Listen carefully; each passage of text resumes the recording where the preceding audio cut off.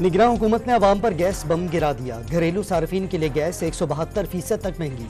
Protected घरेलू सार्फिन के लिए फिक्स चार्जेस 10 से बढ़ाकर 400 रुपये माहाना कर दिए गए। गाजा पर 24वें रोज भी इसराइल की बमबारी। गाजा के वाहिद कैंसर अस्पताल तुर्की दोस्ती अस्पताल पर दूसरा हमला। इमारत को नुकसान। शहीद फलस्तीनियों की तादाद 8,306 हो गई।